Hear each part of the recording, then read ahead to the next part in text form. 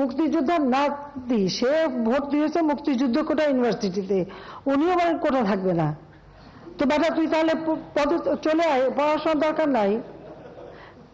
হ্যাঁ, ও বলতে হচ্ছে তুই চলে আয়, তোর পড়াশোনার দরকারটা কি? তুই মুক্তিযুদ্ধের নাতি হিসেবে কোটায় ইউনিভার্সিটিতে ভর্তি হয়ে এমন বলে কোটা লাগবে না, তোকে তো ইউনিভার্সিটি থেকে বের করে দেওয়া উচিত। হ্যাঁ, ওকে ওই ইউনিভার্সিটি থেকে বের করে দেওয়া উচিত, যে কোটা নাই, তোর পড়া নাই, যা বাড়ি যে বসে থাক। যদি লজ্জা থাকতো তাহলে আগে ইউনিভার্সিটির থেকে পড়াশোনা বন্ধ করে দিয়ে এসে তারপর বলুক যে কোটা লাগবে না। বিচিত্র এই দেশ, আসলে আমাদের দেশটা বিচিত্র একটা দেশ, বিচিত্র মানসিকতা। 6 ঋতুর দেশ তো, ঋতুও বদলায়, মনও বদলায়, আমার কিছু করার নাই।